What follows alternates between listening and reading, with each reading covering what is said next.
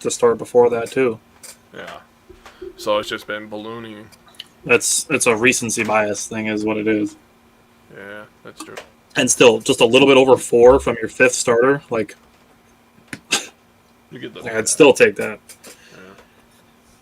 All right, welcome back to another Wisco Fanatics Wednesday. Jake is back today, so we're going to have definitely some good discussions, and then we're going to talk about the Brewers. We're going to do things a little bit differently today. So when we talk about the games, we're going to try to highlight some positive takeaways that we found. Yes, even during a losing streak, we want to highlight some positive takeaways when we can find them.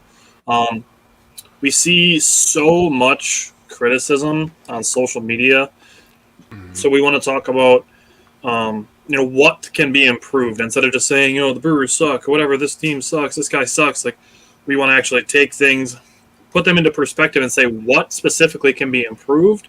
And then after we talk about the games, we're going to talk about how we think the things that can be improved, how they can be improved. Like I said, we want to keep it constructive because with so much this team's not going anywhere, this guy sucks, fire council, this team sucks, all that. There's so much negativity out there that we want to be the polar opposite.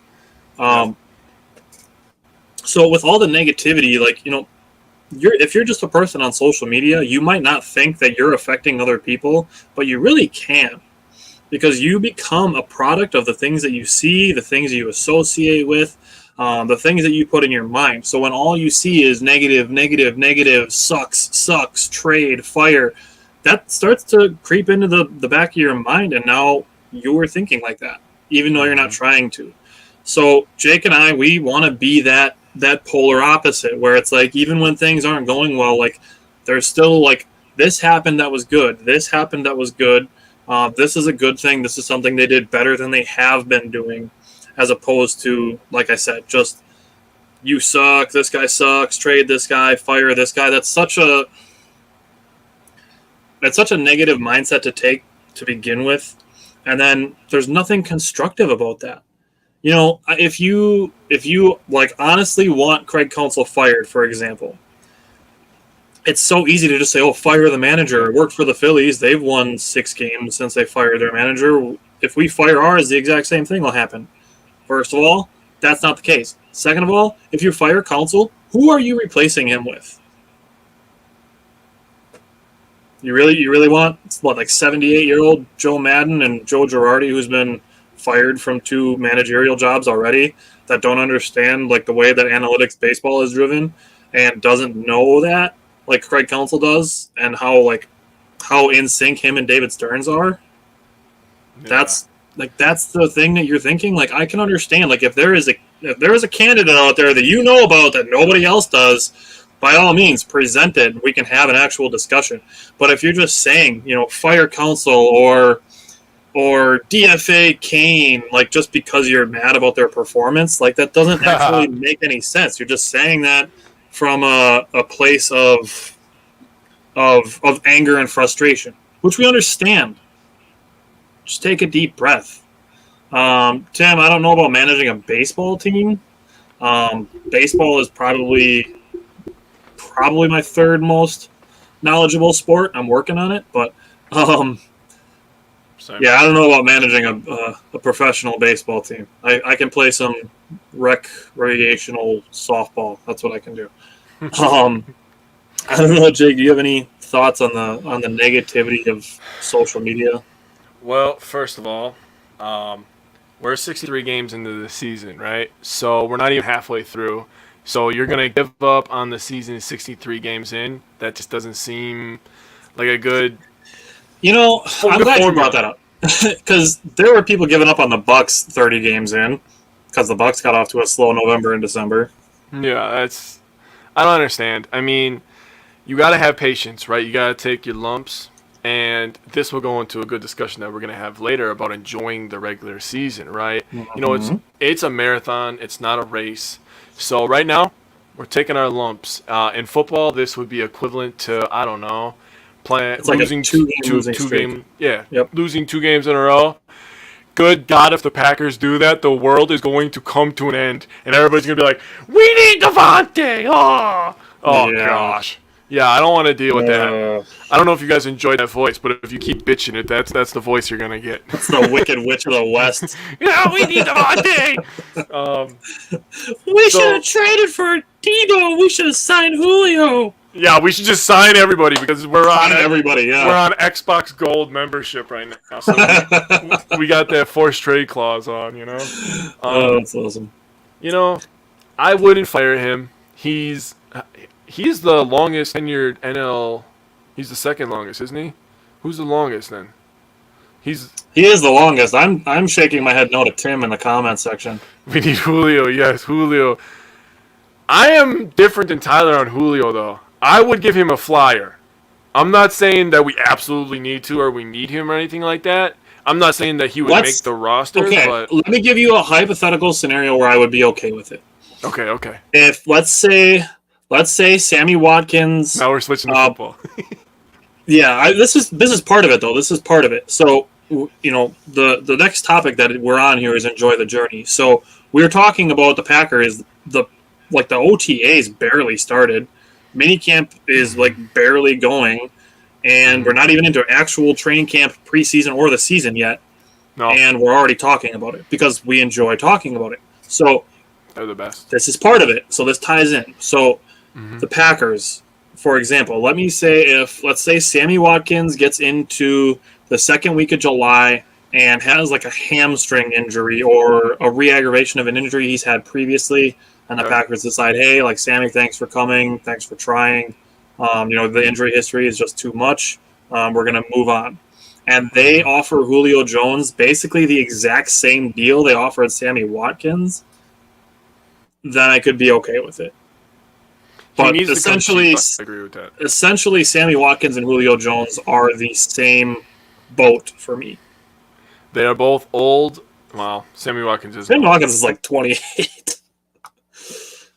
But yeah, he's only 28. But I feel like I've known him for 100 years because I watched him play in college. They were on TV all the time. But also they are very injury prone, so I do agree. They're both really good route runners, both good receivers when healthy. So right. Who says, I'm not saying it's a possibility, but what if we have Sammy Watkins and Julio and they both stay healthy? If is the biggest two-letter word in sports, right? I know, I hate that word. But as much as I hate the word should, almost. Yeah, should is we should have won. Mm-hmm. But we didn't, I know. It is what it is. That word should. People love that word should. Doesn't enjoy what? Enjoy Metamucil shoulds. If we had Julio and Sammy Watkins, two veterans, to go along with the rest of our receivers. We had, Randall Cobb is another one of those guys that, if healthy, he's a good receiver. Randall Cobb's only 31. Dude, Randall Cobb was balling a couple times last year. He had 2 touchdowns twice last year. Yeah. He was huge in that game against the Cardinals. Yeah. And then he was huge in the game in Pittsburgh, yeah. Yep. No, I've had this mic for a while, man. It just was never on camera. I got a new setup, though. I'm out here, boy. We upgrading. All right. So the second topic that we wanted to discuss was enjoy the journey. I touched on this last week. Simon agreed with me on it. Is you can't tell me, honestly, that the only way you will enjoy a season is if it ends in a championship. You cannot tell me that and actually believe it. Because if that's the case, don't even watch the regular season. That's seriously. If you can't enjoy the ups and downs of the season, why even watch it if you're just going to be mad that it ends in a championship? Every single discussion I see about Aaron Rodgers or the Packers regular season records, every single damn time I'm going to click on a comment section, I know the first thing I'm going to see is, yeah, well, he only has 1 Super Bowl. Yeah, but it hasn't led to any Super Bowl rings. I know it's the first thing I'm going to see every single time. There's 32 teams in the NFL. There's 30 teams in the NBA. There's 30 teams in Major League Baseball. 29, and 31 teams don't win championships every single season. And you're going to tell me that none of those fans have fun because their seasons didn't end in championships? That's bullshit. You want to know what those people are called? Casuals. They are called casuals, Tyler. I don't. I'm choosing not to let them make me upset because, first of all, with the internet and social media, people aren't scared to say anything because they're behind a cell phone, right? So we don't have to have this conversation face to face. And I'm not suggesting that violence is going to happen. I'm just saying that people aren't scared to say what they feel, right? Second of all, with that being said, a lot of people troll. Okay. I know, that's so dumb too. Like, you're literally just wasting people's time. I know. When I comment on something, and like I'm being serious to their like comment, and I don't know if they're trolling it, right? And they'll comment something back, and then it's like something really stupid. I'm like, yeah, they're being a freaking idiot right now. So I'm just gonna see my way. I know, and that's where like I have a personal rule that I don't argue with idiots, and I break that rule so many times. Oh my, I hate it that I do it. Matt said the run the table season was one of the best seasons I've ever got to experience across all sports, and it didn't end in a championship. Got me through a tough breakup too. That's like, thank you for sharing that first of all, because that's like a really personal thing. So like, that's the thing, like the RELAX thing. That's been a cultural thing, like the Bucks in 6 thing that Brandon Jennings started.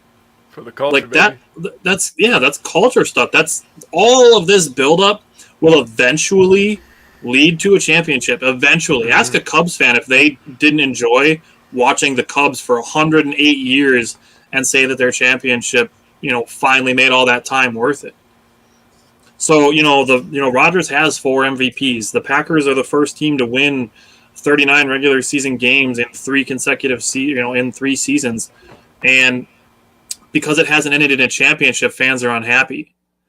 And I get that being in the playoffs for the Bucks, the Brewers, and the Packers so many times consecutively that it raises the expectations. And I understand that the expectation is after you make deep playoff runs that the next expectation is to win championships, especially when you have MVP caliber players on all of the teams. I understand that. But like I said, 29 teams in Major League Baseball, 29 teams in the NBA, and 31 teams in the NFL don't win a championship every single season. Those people can still have fun. There's only one. It's still fun going through the ups and the downs. That's what makes the end result worth it, even if it isn't something that ends in a championship. Because 98% of all of the leagues don't make it to the championship and don't win championships. Matt's happily married now. That's awesome. First of all, Matt, appreciate that, like Tyler said. Second of all, Isaac, that is straight up facts, my guy. Straight up. And Bears fans are the worst. I'm always like, dude, you haven't won a Super Bowl in like 38 years. Shut the fuck up, okay? You sound like an idiot right now. Dude, I love All right, go ahead. First of all, I want to bring the Badgers into this conversation because when they went to the title game and they lost to Duke, that was easily one of the most fun basketball seasons I've ever watched in my entire life. That Kentucky game. That Kentucky game. Awesome. The Arizona game when Decker was going crazy, bro. Are you serious? I still remember the feelings from that day. That was amazing. I remember watching the Kentucky game with my dad, and my dad went crazy when the Badgers beat Kentucky. My dad was like 38-1. Like that, my dad was going crazy. And the Bucks ended the Warriors streak when the Warriors were undefeated not too long ago. Around the same time, actually.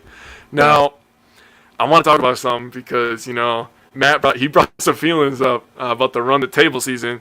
Whenever we're out and about, right, me and my family, my girlfriend, I'll be like, hey, we got to be home at this time. Or like when we're playing something, like we got to be home at this time so I can watch the game. Okay, when the Packers play at 3 or the Bucks play at noon, like I'm like, hey, we got to be home so I can watch this, okay? I want to watch this game.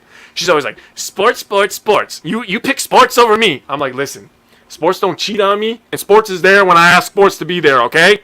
That's final. We're not talking about this anymore. And ever since then, she doesn't bring it up.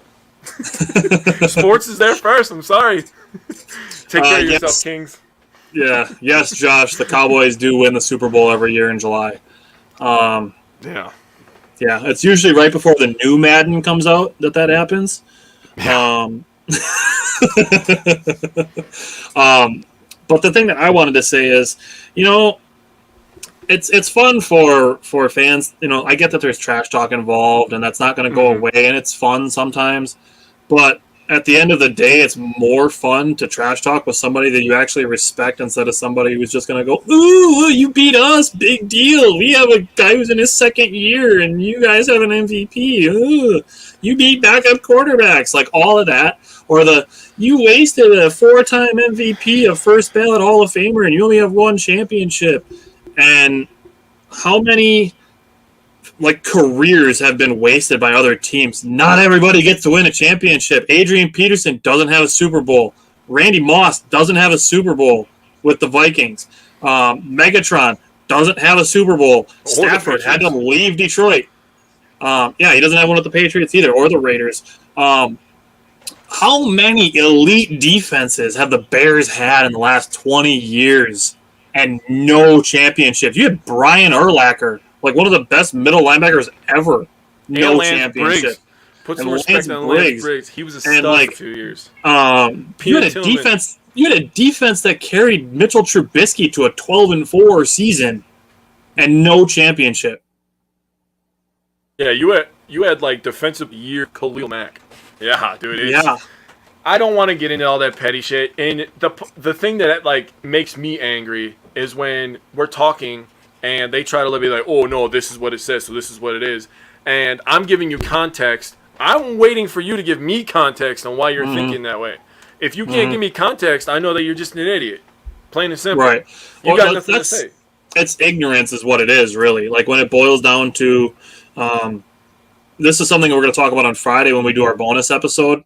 This is a little bit of a spoiler alert, but I want to talk about quarterback wins being a track stat for quarterbacks. Tim,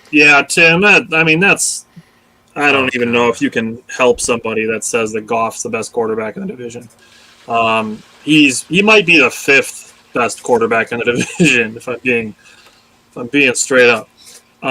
Yes, Matt Breeze is another good example. But he has all those yards with 5,000. Yeah, so he has all those seasons with 5,000 passing yards. So he's great. He's awesome. The narrative is that Rodgers has a bad playoff record despite having good stats. And, the Rodgers is a playoff choker thing. We've talked about that before. Jake has debunked it. The fact that wins are a track stat for quarterbacks when they don't affect all phases of the game, and then somebody tries to argue that with you, it's such a flawed argument. That's where the context matters. It's Rodgers scored 38 points in a playoff game, but his defense gave up 44, but Rodgers is a playoff choker. Or this past year when the special teams basically spotted San Francisco 10 points. Rodgers could never be carried, but Brady is so amazing despite being carried by defenses his whole career. He literally won a Super Bowl while his team gave up 3 fucking points. Yeah. That is really, really annoying that people don't bring that type of shit up. Yeah. They're like, 13-10, Rodgers lost 13-10. Brady literally won 2 Super Bowls from his fucking kicker. And 1 because his defense gave up. Give me a break, dude. Seriously. I'm just so sick of the Brady versus Rodgers shit, seriously. Mm-hmm. And that's unfortunately that's the landscape that he plays in. But the rings thing is such a flawed thing. And to feel to get back to the enjoy your journey discussion, to feel that you can only have had fun during the season if it ends in a championship, I just can't get behind that. Because like I said, then why watch the regular season? Why not just wait and tune into the playoffs and save yourself the time of watching regular season games if that's the way you feel? Because find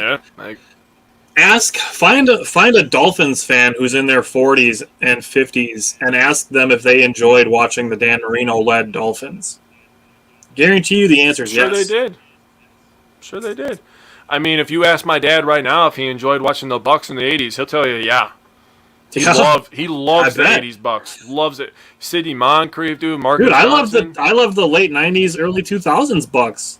Fucking hey, Ray Allen, Big Dog, Tim Thomas, dude. We had a squad, Darvin Ham and Irvin Johnson and Sam Cassell. we had a squad, man. Yeah, that's. Remember that he'd rather have Marcus Smart. Oh my god. We're not doing that today, Matt. You're not pissing me off that bad today, bud. We're not doing that. TJ Ford wasn't drafted until 2003, so he was part of the next batch. Ford. So no TJ Ford shout out. He was part of the next batch. All right. You know why Isaac likes him is because he was like 6 feet tall and his shorts were 5'11". That's why. Yeah. That's why Isaac likes him so much. Yeah. I can't get over that picture. Now I gotta show everybody. Keep going. So the thing here is enjoy the journey. There's gonna be fun moments during seasons. There's gonna be not fun moments during seasons. Like the Brewers have lost. I think it's like 10 out of 12 and 11 out of 13 or something like that. And there's still 5 games over 500. Yeah.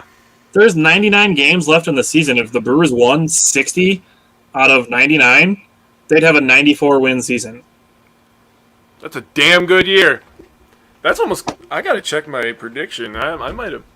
I think I predicted 95. I think I predicted 95 actually. I think I did like 96.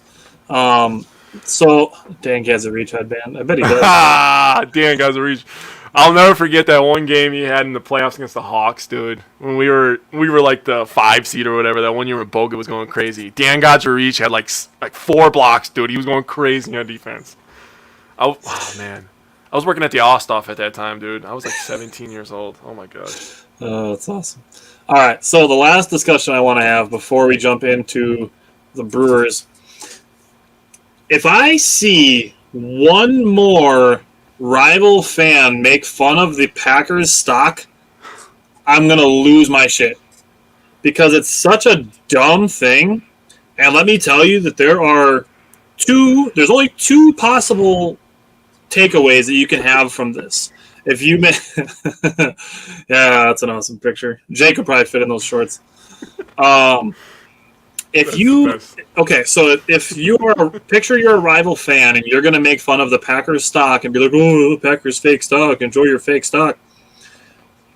I've discussed this before that you can drive past the stadium and see the new additions that are made onto them and the improvements and stuff like that. And, in your heart, you would know that you were a part of that. And in your brain, you could also say, like, yeah, I paid $300 for my stock sheet and it went into helping create that. It went towards putting a giant jumbotron in the stadium.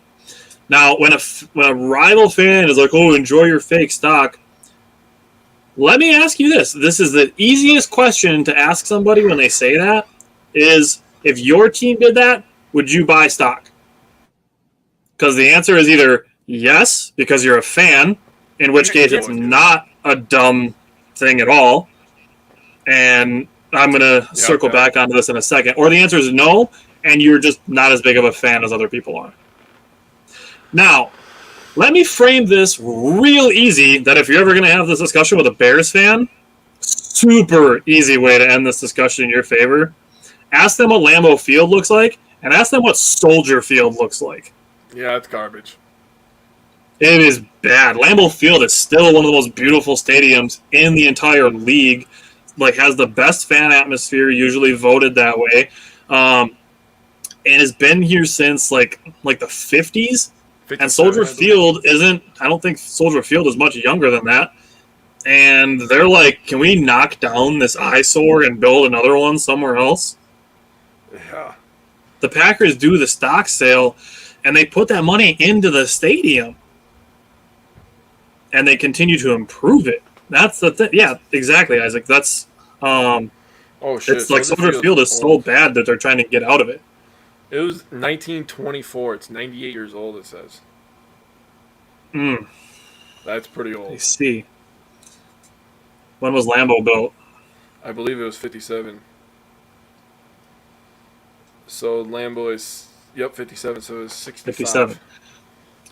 And I get that Soldier Field is older, but literally no improvements made onto the stadium since then. Like, if you had that stock option and your fans were as diehard as they act like they are when they're complaining about Rodgers owning them, that they wouldn't buy that stock? You're really telling me you wouldn't? You really think it's a dumb thing? You're really telling me that if your fan base grouped together and was able to make improvements on your stadium, that you wouldn't be proud of that? I would. That's such a weird thing to try to knock a fan base for. I can't wrap my head around it that you wouldn't do that if you had the option for your team. They're lying. They're straight up lying. That's what it is. Like, you're either lying to yourself or you're not as big of a fan as you think you are. You telling me a city as big as Chicago wouldn't have thousands of people lining up to buy stock to help their team? Yeah. Okay. I'm not trying to sit here and listen to you lie. That's what it is. You're either lying to yourself or you're not as big of a fan as you say you are. Rob's just going to sell Soldier Field on Chinese eBay. The area around Lambeau too. Yeah, dude. Yeah, that's true. Simon, I'm going to put this on here. We go ice skating every year there, man. And they have a full football field there. Me and my stepson play football there. We race down there. They just had a concert there last Saturday. Dude, it is awesome. The Lambeau Field stuff. Simon commented and he said they really built up the area around Lambeau. It's a cool area. That's the Titletown district. Yeah, it's awesome. Kind of set the stage for the Deer district. Now Miller Park / American Family Field is working on a beer district. So they're going to put stuff around Miller Park. I drove past Miller Park today, actually. I had to drive down to Milwaukee for work. I drove past Miller Park. They're paving a bunch of new area, probably to put more parking in, because where some of the parking lots are, they're going to be putting like restaurants and like venues in there. Like, it was Jason Derulo was just in Green Bay in like the Titletown area outside Lambeau Field for a free concert. I think it was last Saturday. So like, making the entertainment district outside of the stadiums is a cool thing too, and it's just another way for fans to be in, around, and near the stadiums. So this is random, a little off topic. If you guys like Packers Family Night, I just got the notification. It is set August 5th, Friday, August 5th. So take your kids to that. I've always wanted to bring my stepson there, but he's not a Packers fan. He's a Patriots fan, sadly. But it would still be cool for him to see Lambeau and be inside the football field so you can kind of experience that. But it's a fan experience. That's what it is. The stock money goes to making the fan experience a good one. Like we keep saying, if somebody says they wouldn't do it, it's either a lie, you're lying to yourself, or you're not as diehard of a fan as you think you are. So I know that we're kind of, going at the rivals, but I do want to say there are some pretty special Packers fans out there, and they make it hard for us to comment on things sometimes because they group us all together. So that's why we created our show, so we can all become smarter and say the right things, and we can all own the Bears, Vikings, and Lions together. So let's be smarter, people. Yes, and we can all take a step back and get some perspective on things too. Like we're gonna start with the second and third games of the Phillies series, and then we're gonna talk about the Nationals series that contributed to the 8-game losing streak. So we have 6 games to talk about, of which the Brewers lost 5, and we are still gonna try to talk about positive takeaways, constructive criticism, and how we can go about improving some of the things that need to be worked on. So we took a step back. We realized the Brewers are on a slump. It happens to every team at some point where players and teams slump, and they get out of it. And there are ways that you can look at things with perspective and say, hey, this, like Adrian Hauser, for an example, because he pitched last night. Adrian Hauser struggled. It doesn't automatically mean that Adrian Hauser sucks. I had to do this with Devin Williams at the beginning of the season when people were freaking out after his first 2 appearances that he gave up like 6 runs, and the sample size is like the size of a grain of sand of him struggling, and then there's like an entire beach of Devin Williams being a beast, and people are like, oh, I picked up this grain of sand, and this grain of sand sucks. Yeah. But the rest of this beach is really nice. Like, that makes no sense. The small sample size thing. Like, oh, man, that drives me insane. Tyler, it's easier for people to complain about something than to try to be positive when they know that their team lost. It's just easier, honestly. I'm most concerned about is Burns, Hauser bounce back. Well, last night, but the offense just didn't. Yeah, the offense, man, that's going to be tough. I'm going to wait for Tyler's opinion on the offense needs to change, because I'm excited to see how you break this down, man. I really am. The good thing with Corbin Burns is we get to find out, again tonight. So we get to see him again tonight. It was Will Salmon. He's the writer for The Athletic for the Brewers. He tweeted it out. It was almost the exact same time last season that Burns had 2 really clunker outings, almost the exact same time of the year as last year. And obviously we know how last year ended for Burns. Okay, so let's talk about I'll take it. I know. I mean, his ERA is up to like 2.53, which is crazy. Yeah, he's horrible. Yeah, we should probably trade him while he's still got value. Yeah. Oh god. Somebody's like, probably said that in the universe, which is insane. I guarantee you, people have said that. Oh god. 99 games to go, and I bet there's people that want to kick off a full-scale rebuild. Okay, so let's start with last Wednesday's game. We'll start with the second game of the Phillies series. What are you looking at from that game? Well, when you look at the box score, you're looking at it and you're like, man, 10-0. Brewers only got 4 hits. They struck out 7 times. The thing that was most surprising to me when I was doing all my stats is how many pitchers went 8 innings against us this week. Like, what the hell? Like, we're not working. Yeah, that's insane for a week of games, man. That's half the games. He said the fact that he still has an ERA of 2.53 after those 2 starts is nuts. Yeah, it is. It really is. And that's kind of where our sarcastic tone comes into a play. Yeah. Coping mechanism. Yeah, Hauser, he wasn't great. We talked about it. He's had 2 or 3 starts in a row now where he just hasn't been good. And to me, this is the thing that I noticed. I don't know if you noticed the same thing. It seems like it's a mental thing for him now, where he's one thing happens in the game, and this happens all the time to basketball players, right? This is the example I'm going to use. They'll miss a free throw, and it has to be a routine. They'll miss a free throw a certain way, and they'll be like, damn. So then they'll try to overcompensate. Like if they miss it short, they'll shoot it long, and that's just kind of how it happens. What I thought I saw is Hauser. He had his one walk. He walked a guy. He gave up the home run. And that was where the wheels fell off. That's my opinion. I don't know if you agree with me or not. So that's what it is. It's the snowball effect. Yeah. So it's momentum in a bad way that builds. Momentum is a thing. It's like when guys are in the zone, like that momentum builds, that confidence builds. It happens the same way in reverse. And this is another area where we can remind you that athletes are people. They are people. They are susceptible to feelings of doubt and like a stretch of low self-esteem. Like I shared videos of Christian Yelich last week and pictures of Lorenzo Cain talking about their struggles. You can see it in their body language that they don't like how they're playing. Mm-hmm. You being on Facebook saying we need to DFA Cain and trade Yelich. He's never going to be the same as he was. That you don't think that they know that they're struggling. And like Jake said, you give up the walk and the home run and feels like the wheels fall off. I guarantee you that's a confidence thing up here. No, 100%. That's a thing where it's a super hard thing. And, some of the greatest pitchers and stuff will have this mindset where you can forget about the last play. That's something that I don't think a majority of fans can do.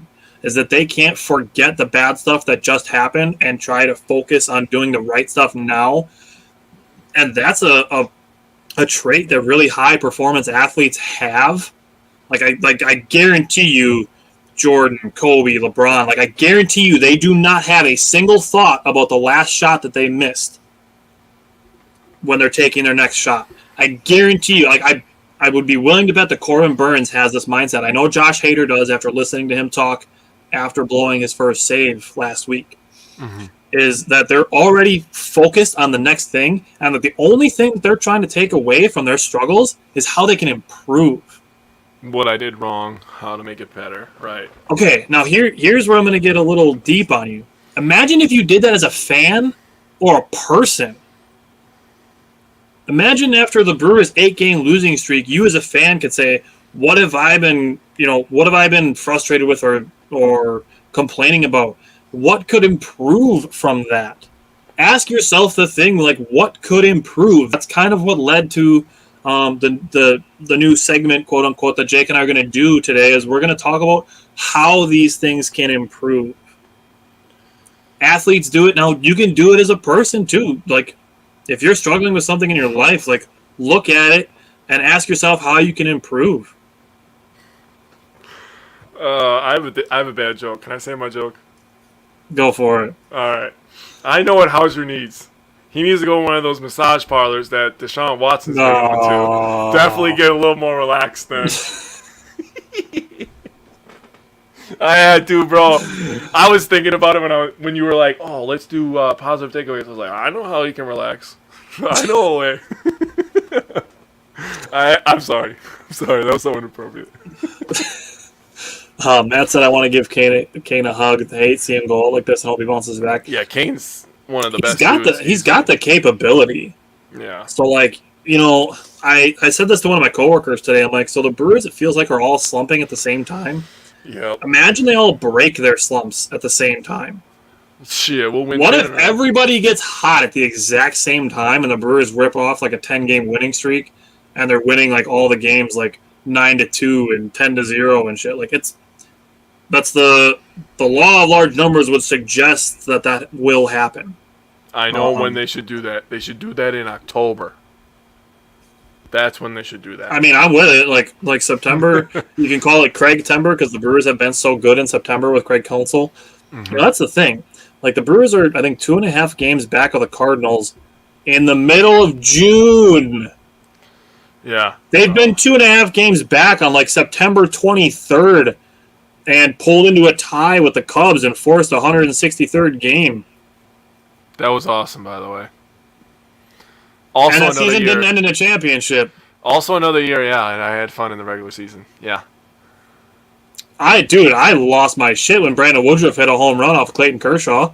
Yeah, they didn't win a championship that season either. Yeah, we lost that series too, but it is what it is. Yeah, Matt, the Braves last year, I've used that example talking to people. The Braves last year were under 500 at the All-Star break. Yep. Like I said at the beginning of the show, the Brewers have lost like 11 of 13, and they're still 5 games over.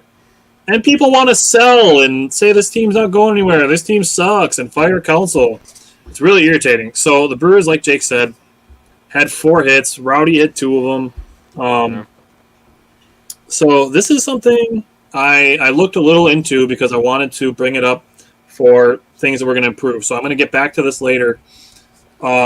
Willy Adames, Luis Urias, and Christian Yelich twice are the only players that saw 6 pitches in the second game of that Phillies series. Nobody else saw more than 6 pitches in an at-bat. That's bad. Unfortunately, it's a theme.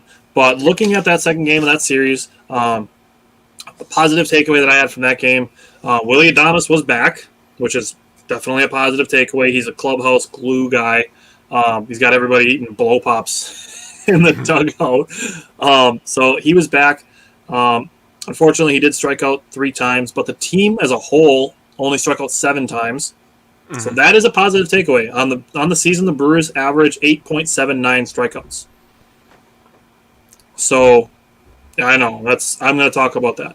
On the season, the Brewers averaged 8.79 strikeouts. In that Phillies game, they only had 7, so they were below their average on strikeouts.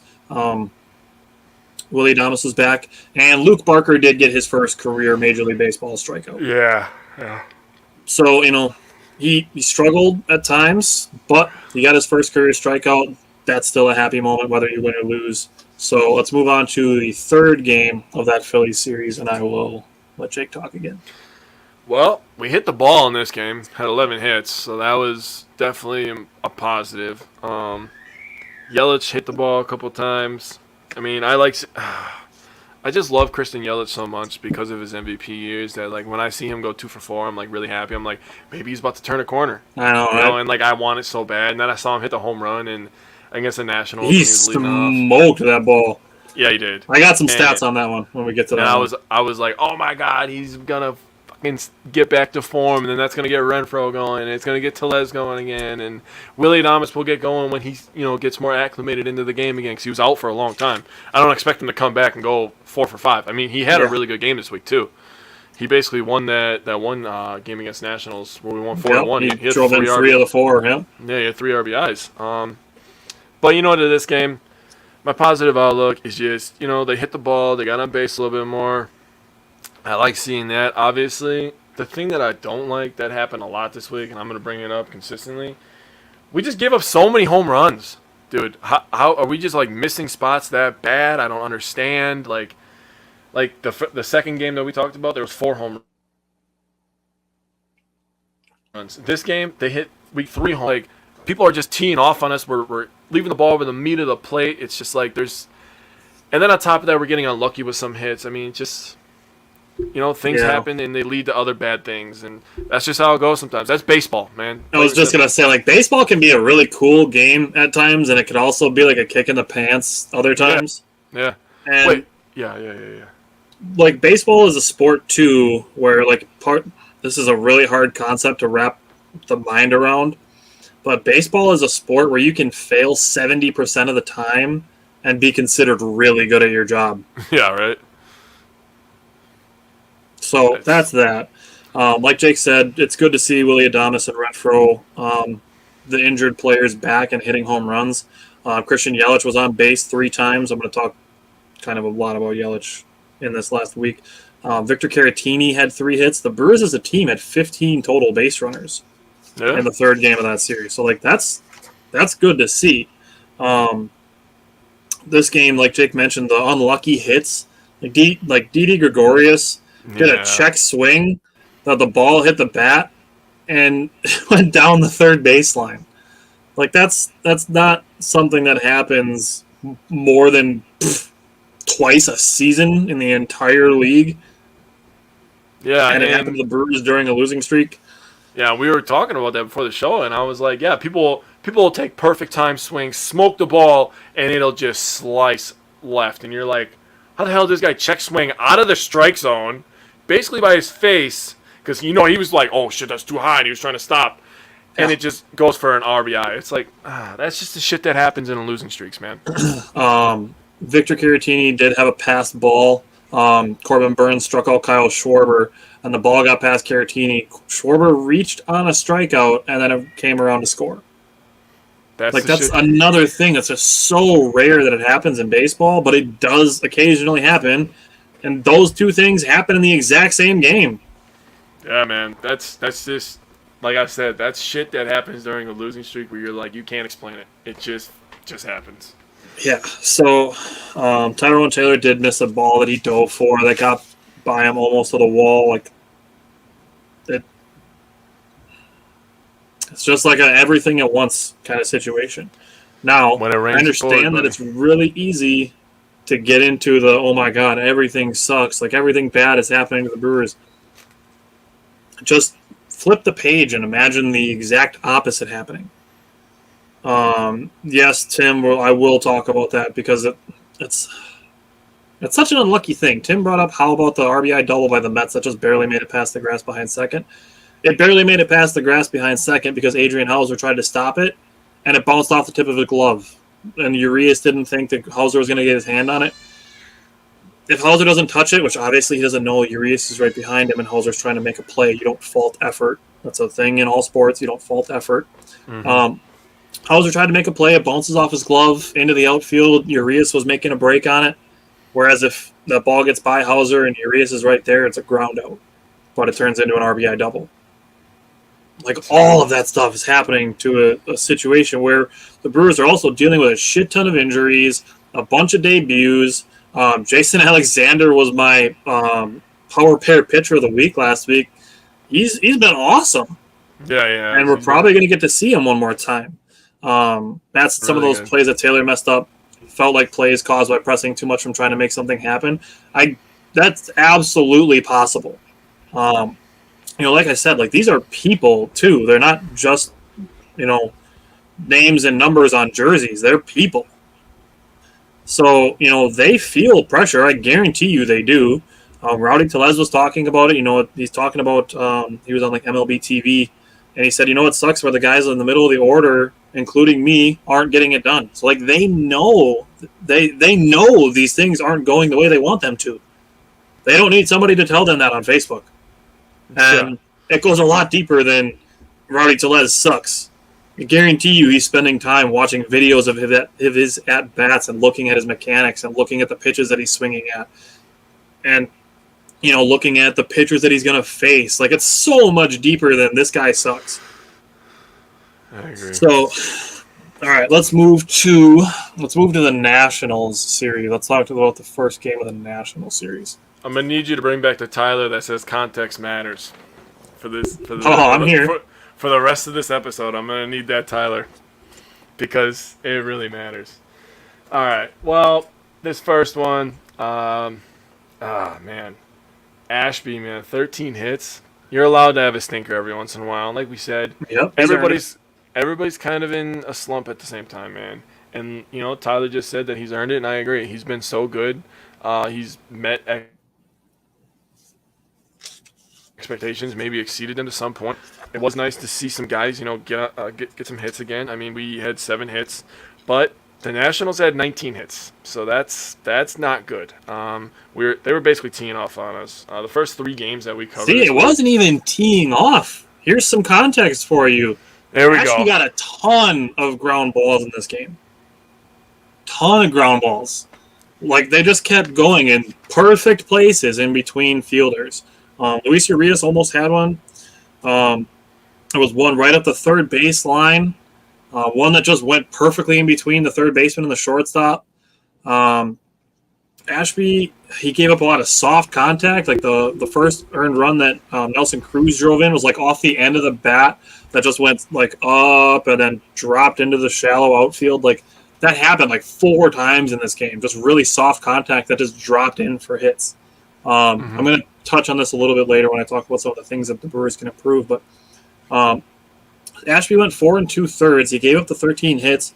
For a guy that struggled with his command as much as Ashby has at times, he only walked 1 batter. So you're looking for a positive takeaway. Only 1 walk from Ashby is a good thing, especially when he throws 5 different pitches.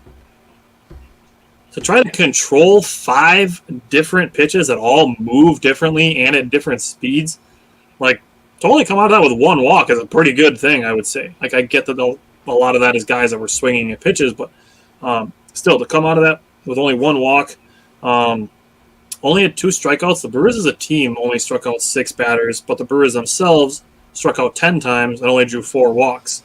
And they were all in the first 5 innings and the first batter of the 6th, which was Rowdy Tellez. This is another game where nobody on the Brewers saw more than 6 pitches.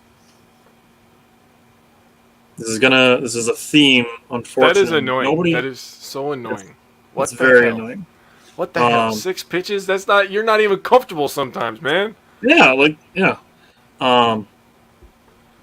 Jan said, "You guys have great insight. Love that you're so positive." We appreciate that. That's what we're doing here. That's the stance that we've taken, and that's the hill we're gonna die on as far as our show is concerned. If we're the only 2 on there, I say fuck it, man. Well done. Let's go. Yeah, that's.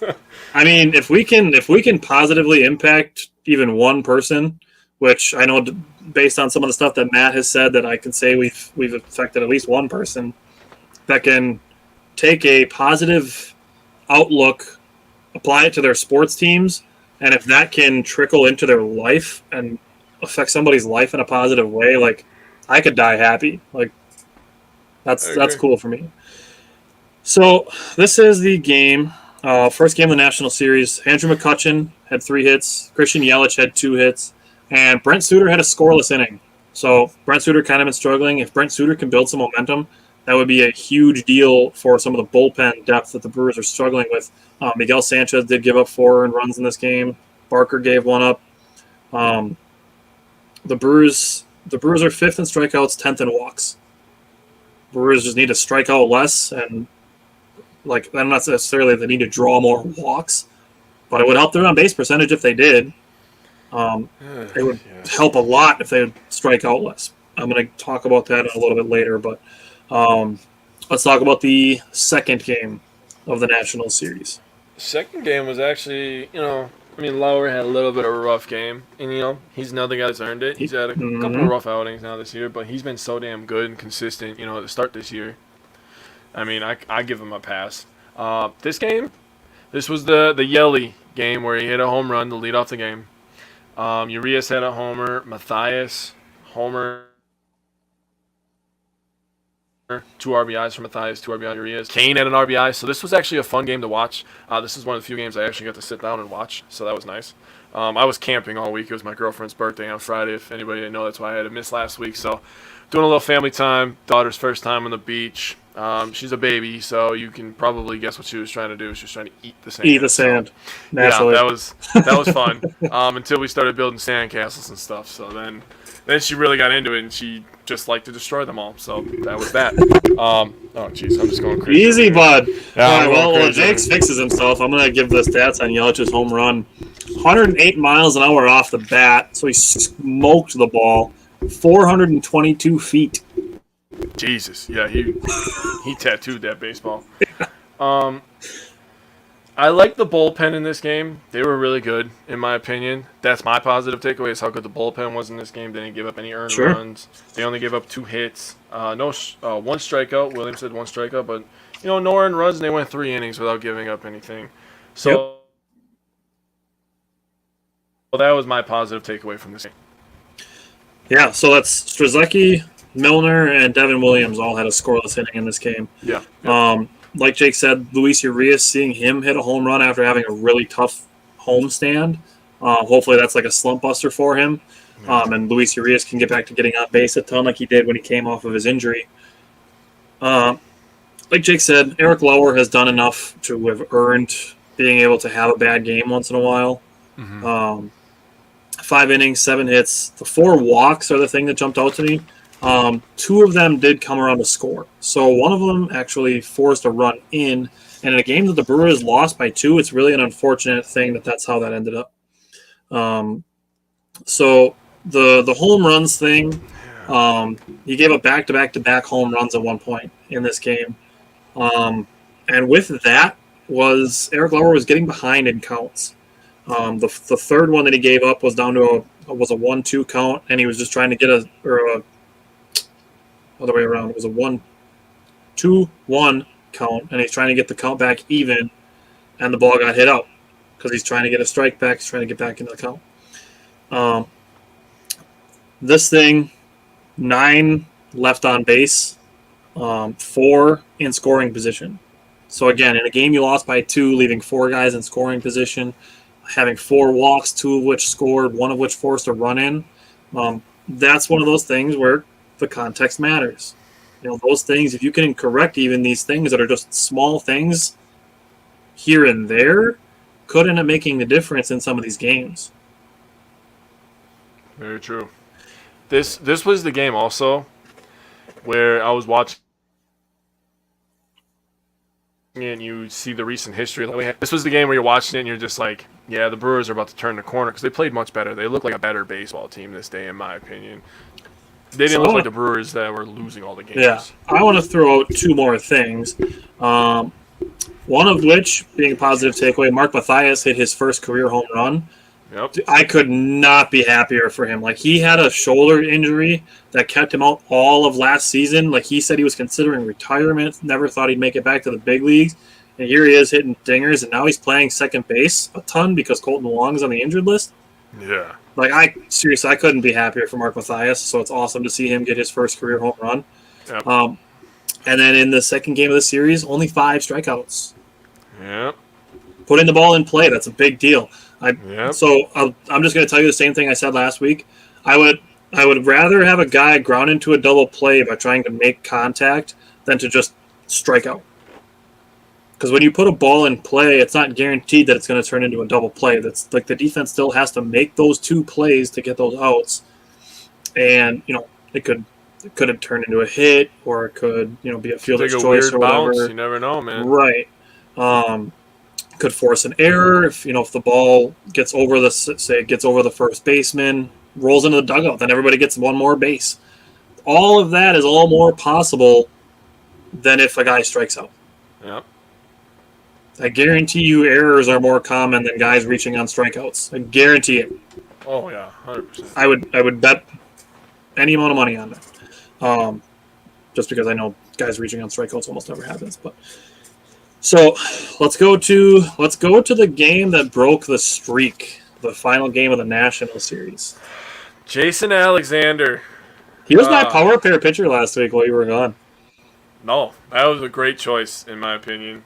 Jason, I know a few Jasons, like them all. I know an Alexander. I like that guy too. So you combine those two things together, and I like Jason Alexander. This guy's got the stuff, man. To me, he just seems like that was such a weird chain of thought that you just like rolled down the tracks with. Hey, I'm just going. I'm not even thinking at this point, bro. I'm just going. Oh, awesome. Jason Alexander's a gamer, bro. Seriously, that's what I think of him. When I think of Jason Alexander, I'm like, this guy's a gamer, bro. He just comes and he's like, oh shit, it's my day. Let's fucking go, bro. Like, let's get a bunch of ground balls. Here we go. Yeah, he's that guy, you know. Don't put Keston here at second base today. We're able to get a bunch of ground balls. Man, for real. He gave up 7 hits, but the one earned, man, and that was such a beautiful thing to see. The 7 hits thing, I wanted to touch on this. I'm glad you brought it up. Okay. A guy who gets that much contact is going to give up hits because he's giving up tons of contact. He's not going up to strike guys out. He's going up because he wants you to put the ball in play. See, this is where I tell people, I come up with ideas and I text Tyler, and Tyler's just like, what if we do this? And they just like shapes it into something beautiful, and I'm like, that's why we're friends, dude. That's why we're friends. But anyways, Alexander, man, he's been great. Milner was good this game. Boxberger was good. We had our this looked like the Brewers, you know, and it ended in a win. He said, "Watch, it's so stressful, but a lot of fun." Yeah, man. Dude, but like the thing with Jason Alexander is like you feel when he gets in jams, you feel like he can get out of it. That's what I'm telling you. He's a gamer. I'm thinking he does this shit on purpose, man. Right? It's like, dude, if I load the bases, that's just like 4 opportunities for a double play, man. Yeah, he's just like, you know what? It's kind of boring with nobody to look at on first. Right? Like, I mean, he also had 3 walks. It's like Rob Schneider and Benchwarmers when he's like, hey, I just figured I'll keep this one in play. Give the infield a workout. Yeah, right? I mean, we had, like I was saying, we had a hold. We had Williams who had a hold, his 14th. Boxberger's 13th hold. And then we had Hader who got save number 19. Didn't give up a hit or an earned run. 3 Ks. He was back to being Josh Hader after blowing that save, like Tyler said last week. So This was a game. I mean, Willie Adames had a homer and McCutcheon hit a homer in this game. So this just felt like a Brewers game. This was the game where Willie Adames had 3 RBIs, by the way, if you're keeping track at home. So this just felt like the Brewers were back, in my opinion. A lot of positives from this game. Yeah, I mean, the only thing I can say with Jason Alexander is if he can just lower his walks a little bit. Yep. That's the only thing I can say about him. Other than that, like, keep doing exactly what you're doing. Yeah, he kind of came out of nowhere. I was like, who the heck is Jason Alexander? Yeah, I'm like, I know he's a dude who gives up a ton of ground balls. Yep. And here he is getting lots of ground balls, and I'm here for it. So, the way this worked out was Jason Alexander pitched 4 2/3. Hoby Milner came in to get the last out of the 5th, and then pitched the 6th inning. This, like, you could not script this any better than the Brewers would want to. So they went from their starter to Hoby Milner, who has been very good this season. They went from Hoby Milner to Brad Boxberger in the 7th, Devin Williams in the 8th, Josh Hader in the 9th. That is the 7-8-9 setup that you want to turn over a lead to, and you're going to win most of the games that gets turned over to. You're going to win a lot of games, yeah. Yeah. So Hoby Milner gave up 1 hit. Devin Williams gave up 1 walk. That was the only 2 base runners that were allowed by the bullpen. Willie Adames, Omar Narvaez, Tyrone Taylor had 2 hits each in this game. I really didn't have any negative takeaways / things that could be improved from this game. But looking out of positive takeaways, Jason Alexander worked out of bases loaded in the 3rd and in the 5th inning and only gave up 1 run in those 2 situations. Willie Adames hit his first home run since his injury, or his first multi-hit game since his injury. Hoby Milner had a strikeout to end the 5th inning that got out of a jam. Like I said, that bases loaded in the 5th inning. Jace Alexander made one of the Wisco Fanatics plays of the week in this game, making that catch along the tarp. Like, that's such a hard thing to do because you're looking down, looking up, looking down, looking up, making sure you don't run into that before you have a chance to catch the ball. Josh Hader striking outside, like Jake said. And the Brewers ended the streak. And Craig Counsell tied Phil Garner for the most wins in franchise history. You made us wait a long time for that, man. Yeah. Long fucking time for that. Yeah. That was gonna be my last point that I brought up, that he made us wait so long for that bastard. Like, that would have been cool if that could have happened at home and they could have celebrated at home. Right. But, it is what it is. Like, I'll take it as long as it happens. Let's just win. Just win, baby. Yeah. That's all I care So, about. Jace Alexander is actually in the top 10 of defensive third basemen in all of baseball. You mean Jace Peterson? Jace Peterson, what did I say? You said Jason Alexander. I was looking at his name on here. I was gonna say, bro, if this guy's pitching and playing third base, Yeah, right. yeah, And playing third base. Yep. we got the next Shohei. Jace Peterson is in the top 10 defensive third baseman in all I of believe Major League it. Baseball. I love me some Jace Peterson, man. He's a baller, man. I haven't seen somebody cool with a goatee in a long fucking time. I'll tell you that right now. I'm just kidding. Hey, you rock the full beard a lot now. Don't do that. I do now. You rock the full beard. Hey, and how long? It took me a while. When I was like a teenager, like all I had was chin, and then I just had goatee, and now I got the whole thing. But okay, for everybody at home, Tyler's talking about a teenager. I'm about to turn 30 in September. Okay. Tyler's about to turn 29. So when I say a long time, it's a pretty long time, man. All right, let's talk about last night's game, and then we can have some more positivity going in here. Yeah, I did. After this. Yeah, last night's game. Mets are a pretty good team, man. Mets are just like the Phillies. You know what? I forgot to bring that up. I forgot to do two things. First of all, I forgot to bring up how the Phillies were on fire when we were cold as ice. So that was definitely a factor that came into it.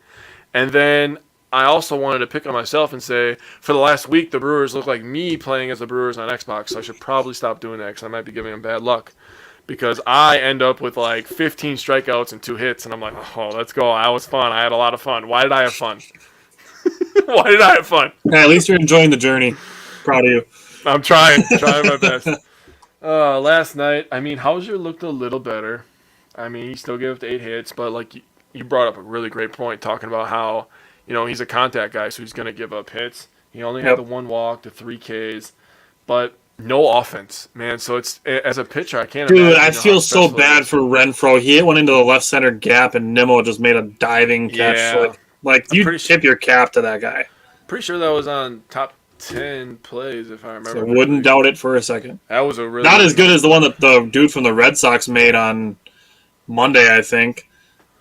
I didn't see that one. That was insane. Dude made like a full extension. Like he was in the air dive on a line drive ball. I'll find it and send it to you. It was nuts. I'll have to see that, yeah. I don't really have many. I mean, positive takeaways. Brett Suter looked really, really good, in my opinion. Mm-hmm. Kelly had a bounce back because he had a little bit of a rough outing. So, other than that, I mean, we just gotta get on base, gotta score some runs. I mean, what did we end up in strikeouts? We had 8 strikeouts and 3 hits. So that's really not the, I would say probably about 3 weeks ago, I really started to dive into the pitchers' walks and their strikeouts. Now I'm gonna have to do that with the team. And, see what that good ratio would be. Because you're going to strike out. You're not going to go 0 strikeouts, right? Right. But preferably, I'd like us to have, I don't know, around 8 hits, 5 walks, say we're getting on base. And I would like to keep the strikeouts on 5, to be honest with you. 5 and below, I think, would be a good number. I think the lowest in the league is like around 6. Around 6? Yeah. So, the Brewers I could deal with that. It would be nice to not be around 9 a game. Like they're just shy of 9 strikeouts a game. Yeah, that's It'd be horrible. nice to get that down. Yeah, that's horrible. If the Brewers could get below 7.5, I'd be okay with that. Just because like Willie Adames is a hard swinger. Christian Yelich he gets tough calls, but he swings at some breaking balls that end up out of the zone. Luis Urias is a hard swinger. So like I've noticed that Jace Peterson at times is vulnerable to high fastballs. So like that happens. So coming into this game, Bassett for the Mets had been struggling like 3 or 4 bad starts in a row. Just because he's had 4 bad starts in a row doesn't mean he's going to have 5. That is not a guarantee. Like guys bounce back. It happens. Mm-hmm. For people to be like, oh my God, this dude has sucked 4 games in a row, and then to expect him to just automatically not pitch well for a 5th game in a row. Like, these are still Major League Baseball players. They're not all going to suck every single time they pitch. Especially ones that are actually good. Yeah, I agree. some tough bounces in this game. Hauser kind of got away from him in the first inning already, and then, like I mentioned, the ball that bounced off of his glove into the outfield. That's just a tough break. That stuff happens. It sucks when it does, but it happens. And I actually think Hauser's a pretty good fielder for a pitcher. To be Dude, I was just about to bring that up. Like, he had a ball that was hit right at him, and he snagged it. He's a pretty good fielder, man. He's got some good feet. Matt, thanks for coming to watch us for a while. Later, Matt. I feel like we've had a positive impact on Matt. I feel like we've had a positive impact on everybody except Tim, because Tim's the worst. Tim still wants Julio Jones in the Packers, so I don't know if I've got. Dude, when we get to like September, October, Tim's gonna have been watching our show for like 2 years. Tim, you're a goat, man. Also, we are gonna be more prepared this year. Talking about September, on August, September area. We're gonna be more prepared for the fantasy football draft. This year. Yeah, that came together really last minute. We're gonna. I can see Matt being in that too. Oh, that would be awesome. So with this too, Christian Yelich made a really good catch over his shoulder in left field. So if you want a positive takeaway, that's one. The 3 grounding into double plays, 3 of those. Tim said it's going to happen. Yeah, we'll see about that. The Mets only had to face 2 batters over the minimum because of that, because of all the grounding and double plays. And another thing here, this is another game. This happened 4 out of the 6 games that we're talking about. No player saw more than 6 pitches in this game either. That's all I'm going to say. That's Tim, we're going to have to cook up another pie bed here pretty soon, I think. Yeah, I think the last one we did was for March Madness, and the person that got last was like somebody we didn't know. Yeah, we couldn't get a hold of him. Yeah. Yep. Will. I will think of an idea tonight. That is my assignment tonight, to think of a pie bet idea.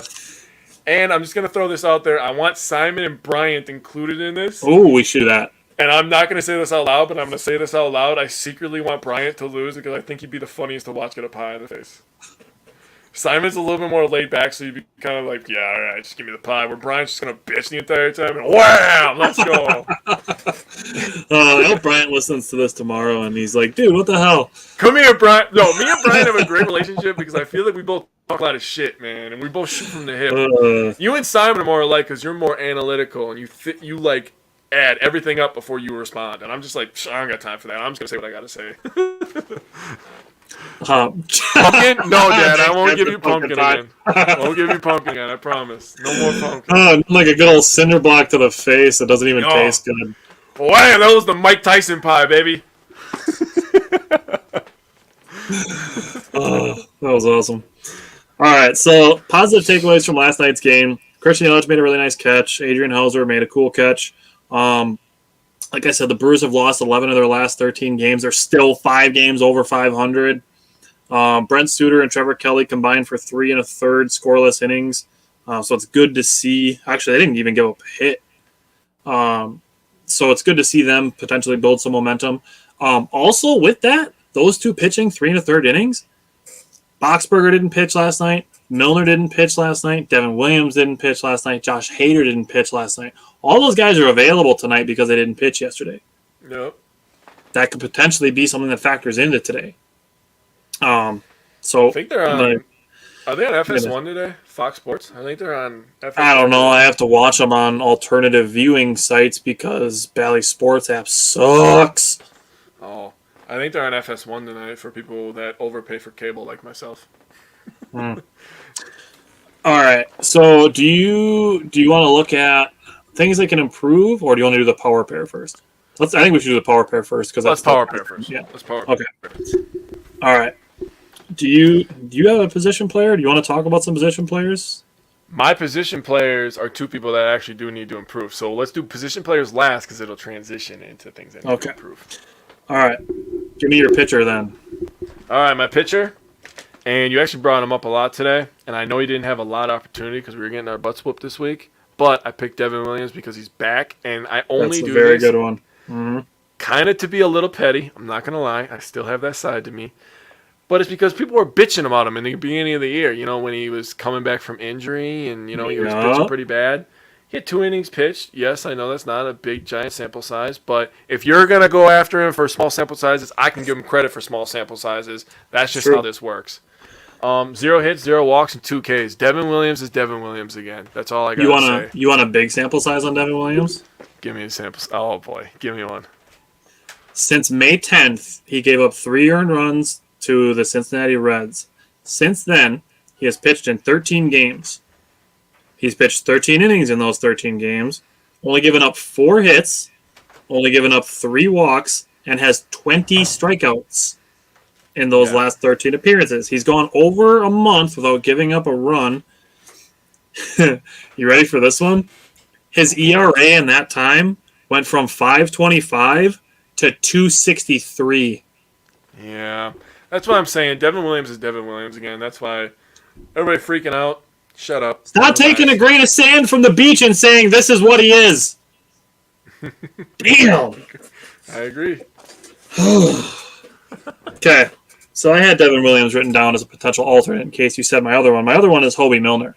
So I don't know if this person was dumb or ignorant or trolling or whatever, but somebody in a Brewers group said Hobie Milner sucks, and I'm like, he had a 2.70 ERA at the time. I'm like, what? Whatever. So Hobie Milner in the last weeks made 3 appearances, 3 1/3 innings, only 2 hits, 2 walks, 2 strikeouts, no earned runs. His ERA is down to 2.45. Hobie Milner has not allowed an inherited runner to score. He has inherited 10 base runners. Not a single one has scored. He is every starting pitcher's favorite reliever. I can guarantee that. Yeah, right. He's only given up 1 earned run in his last 12 appearances. Wow, that's... Hobie Milner's been really fucking good, man. Like, plain and simple. People got to put a little bit of respect on Hobie Milner. It's been good. All right. Well, I will go for a position player. My position player is actually Christian Yelich. Okay. Starting with last Wednesday, which I'm glad you're back now because I can say that I called Christian Yelich moving up in the batting order and not down, and it's working well. Because Christian Yelich is now on a 7-game hitting streak dating back to last Tuesday, and since he's been batting leadoff, he's 10 for 26. That's a 385 batting average. Yeah, imagine if he did that the whole year. People wouldn't be saying he sucks. Dude, he'd be the MVP easily if he batted 385 for the whole year. That'd be insane. Yeah. It's only a week of a sample size compared to the 2 months of the season that's gone by so far. But if that continues and Yelich continues batting better and getting more hits out of the leadoff spot, like I said, the 7-game hitting streak, if he keeps doing well in the leadoff spot, I don't see why you don't keep him there. I do think Luis Urias needs to be moved out of the cleanup spot. Like, I think Renfroe or Rowdy belong there. And maybe bat Luis Urias second or third. Because he does have some pop. He's got some pop. So whether you're looking at like Yelich, Urias, Adames, and then I would say either Rowdy Tellez or Hunter Renfroe. That's what I would be looking at. And then you put a guy like Colton Wong down in the 8 or 9 hole, and that almost gives you 2 leadoff hitters. So I really like that idea. Okay. See, I like Yelich. I do like Urias in the second spot. You go lefty to righty. I like Willie because Willie can be an average guy and a power guy. He's just he's a baller, straight up. Yep. And then I would probably go Renfroe and then Rowdy. That would be my top 5. After that, I mean, you're basically after that you're looking at Omar, either Kane or Taylor. Yeah. Whoever's playing second base, whether it's Jace Peterson, or if it's Luis Urias, then you're looking at Jace Peterson at third base. But and then you're looking at either Colton Wong or Tyrone Taylor, Lorenzo Cain. I mean, you could throw Andrew McCutchen in there to bat 6th. So I mean, there's options in this lineup. Yep, it's just they're all slumping at the same time. So that's where I propose the thought: like, what if it happens where they all get hot at the same time? That'd be nuts. Be crazy, man. So one other guy I wanted to mention is Omar Narvaez is back. He's been back for 3 games. He has hits in all 3. He's 4 for his last 10. So Omar Narvaez is batting .400 in his last 10 at-bats since coming back from his COVID absence. So So Jake wants to mention some position players, and let's talk about some improvements that the Brewers can make, because it's not fair to criticize and not offer suggestions on how to improve, because that would just be complaining, essentially. Yeah. So the first one I'm going to talk about Willie Adames, and both these players I do love. I've grown to love both of them. Willie Adames second, because I want to talk about him too. So do Willie Adames second. Come back to him. So the first one I'll talk about is Hunter Renfroe. Okay. He's a guy that we brought in. He was the big acquisition this year. He's supposed to be a guy that is supposed to be a run producer. And I mean, in all fairness, we got him for Jackie Bradley Jr. So like, how much? We did. We got him for pennies. And again, we're not just gonna sit here and just like harp on him and just beat him down, because that's not gonna be helpful. He just needs to move up in the lineup. I'm gonna suggest the same thing that Tyler did with Yelly.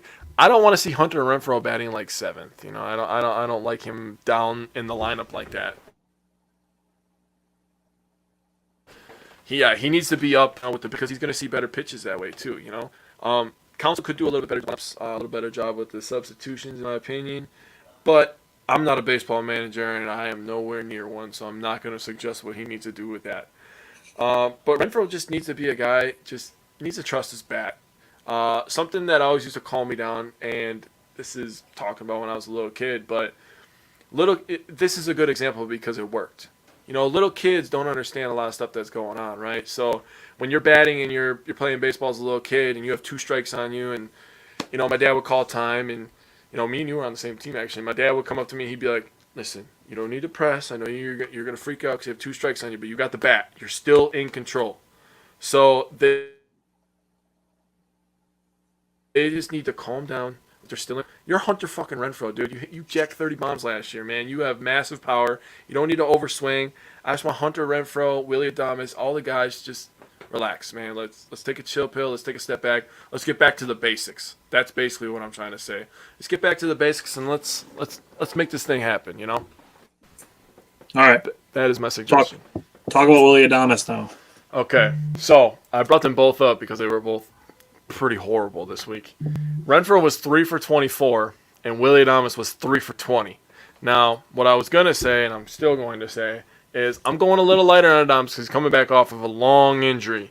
So you come off an injury, you do your little stint down in the AA, AAA, whatever the hell. You come back to the big leagues. That is a little eye-opening, in my opinion. All of a sudden, you're like, oh, I was just sitting on the bench, and you're watching the pitches, but that is a way of view than a white box. I'll tell you that right now. People, you know, there's a saying that goes around, everybody has a plan until they're punched in the mouth. That's basically what I'm trying to say. When you're up there and that 99 is coming at you, it's a little different than seeing it on the bench. Go to a batting cage near you and go put a quarter in the one that throws 85. Yeah. You don't even have to swing the bat. Just stand there, and you know that ball is going to go straight. And just stand there and watch it go by once. Yeah. That's Brett Suter's fastball, who throws like one of the slowest fastballs in the league. Imagine that traveling 15 miles an hour faster than 85. You brought it up. Now I got to say it. Did you see that? Oh, you did see it because I showed it to you. You remember that shit the other day with the Cubs and the Yankees? The guy threw the ball 39 miles per hour. 35 miles an hour. 35. Oh, yeah, that was awesome. Whacked, bro. Holy shit. I was like, whoa. Think about the power with that. You know, a lot of guys, you know, they hit homers because the ball's coming fast, so it's going to exit fast. 35 miles per hour. He really had to put everything he had into that. That was crazy. But Willie Adames, man, I think he's just trying to, you know, because when he came over, he was a difference maker last year. You know, he came over and the Brewers just instantly turned it around. So in his mind, he's thinking like, oh, when I come back, we're just going to turn around. We're going to go crazy. Don't press. And that's what everybody on this team is doing, man. That's why I'm talking about getting back to basics and relaxing and just be Willie Adames that we know, man. The smiling guy, the guy that's having a great time. He's kind of like, in my opinion, Gomez, how Gomez used to affect center field, where he was always smiling and he was. They were teammates in Tampa Bay for a little bit. Willie Adames' effect is. Yeah, Carlos Gomez. I'm talking about. If people don't know, Carlos Gomez had a really, really, massive, effect on this Brewers team when he was here. On the culture. He was always smiling, always happy. Remember the Niger Morgan years? Oh, now we're gonna reminisce. I don't want to. They didn't win championships those years, so no, we're not allowed to have fun. Yeah. No, but Willie is that guy for us. He is definitely the glue guy, definitely the clubhouse guy. So he just needs to be himself. and everything will fall into place. So 2 guys, if we can get them going, I think a guy like Yelich will follow, and then a guy like McCutchen can get hot again. Renfroe, That's Urias. I mean, those guys can all snowball on each other. I agree. And I agree with my dad. They only remember it's a game. Don't press so much, man. So with Willie Adames, the thing that I mentioned, during there was 4 of those 6 games where nobody saw more than 6 pitches in an at-bat. Yeah. The thing that I would encourage with Willie Adames is just be patient a little bit. Just be patient at the plate. So Willie Adames, since he's been back, has struck out 16 times and only has 1 walk. Yeah. So I'd like to see Willie Adames get deeper into some pitch counts. If he can get in ahead in a count, if a pitcher knows you're going up there aggressive, yeah, that's definitely something. Anybody that's watching the show in Wisconsin, we got some crazy weather. We're actually under a tornado watch until like 10. Yeah, we are. But yeah, we are. If you go up to bat and a pitcher knows you're going to be overly aggressive, he's probably going to throw you 2 really shitty pitches, the first 2 pitches that he throws you, just to see if he can get ahead of you. Just like me on Xbox. I know, it's like you just want to swing at every pitch, right? Dude's watching from Hawaii. That's awesome. I do. I am jealous of that. Andrew's watching from Hawaii. I am too, very man. jealous. So it's probably warmer here than it is there anyway. It's definitely more muggy, I'll tell you that. Dude, I gotta ask Andrew, is all year round, or people in bikinis all year round? I just gotta know. Is that like a research question or what? Yeah. I'm asking for a friend of a friend. A friend of a friend? Yeah. He said it is. Are you a Packer fan? He said yes. Good man. Good man. Are you from Hawaii or are you just watching from Hawaii? Oh, that's next level. Now we're doing an interview with Andrew, who we just... Yeah, right. We're interviewing the commenters. This is the best part of the show, though. This is the stuff. Hey, the Grease guy was back last week too. The guy from Grease made another comment. I still don't know how to pronounce his name because he didn't tell me, but damn it. He was back. So he came back. So that's cool. So we have a fan from Greece that's coming back to watch. Hey, if he gets us the Antetokounmpo Bros, I'll be lit as hell. That would be fire, dude. Seriously. He's from Wisconsin Air Force guy, so I'm stationed up there. That's awesome. You got the best pull of the bunch. That's all I'm going to tell you. You could have ended up in, like, Montana. But no, you ended up in Hawaii. Good for you. I'm happy for you. Yeah, that's awesome. From Wisconsin Air Force guy. That's awesome. All right. So now that our interview with Andrew is over for now. We'll do an interview soon. Yeah, let's do it. All right. So aside from Willie Adames, there's 4 other things that I'm looking at for the Brewers to potentially improve on. Yeah. Bullpen depth, fewer walks from the pitchers. This ties into Burns being in trouble with 2 strikes at times. The number of times the Brewers are striking out themselves and Adrian Hauser.